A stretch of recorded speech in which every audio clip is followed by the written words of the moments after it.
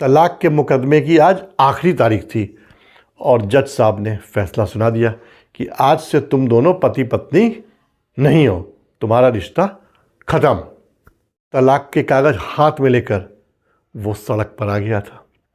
Bus stand की तरफ धीरे धीरे चल रहा था।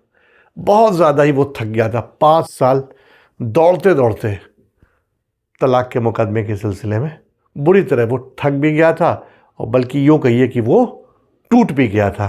परिवार के लोगों की कलह और ससुराल वालों का अड़ियल रवैया उसकी शादी को खा गया था। परिवार वाले और रिश्तेदार छोटी छोटी बातों को बड़ा बनाते चले गए और उसकी शादी को खा गए। पत्नी से तो उसे कभी उसके बाद मिलने ही नहीं दिया गया।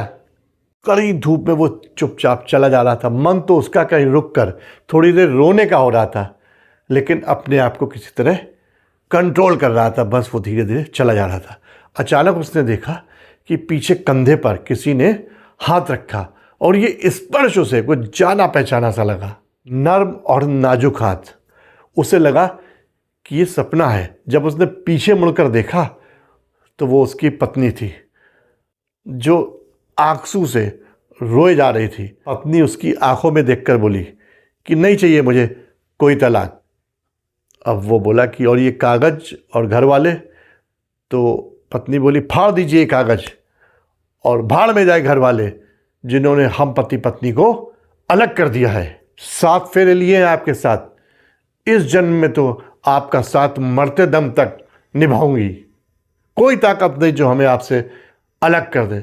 चल रही हूँ आपके साथ, आप ही के घर में रहूंगी। जब कोर्ट से बाहर निकली थी तो ऐसा लग रहा था कि जैसे मर गई हूँ, लेकिन आपके जब कंधे पर हाथ रखा तो ऐसा लगा कि फिर से ताकत आ गई है, फिर से किसी ने मेरे अंदर प्राण फूंक दिए हैं। दोनों लोग रोए जा रहे थे।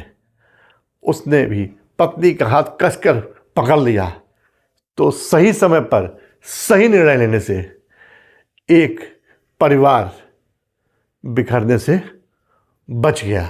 कई बार ज़िंदगी में ऐसा होता है ना कि समस्या उतनी बड़ी नहीं होती हस्बैंड वाइफ के बीच, लेकिन जब हम दूसरों को इन्वॉल्व कर लेते हैं, चाहे वो लड़की के घर वाले हों और चाहे वो लड़के के घर वाले, सब अपने अपने एंगल से देखते हैं और उसी हिसाब से उसको सलाह देते हैं। तो कभी भी पति पत्नी की लड़ाई में किसी दूसरे को शामिल नहीं करना चाहिए।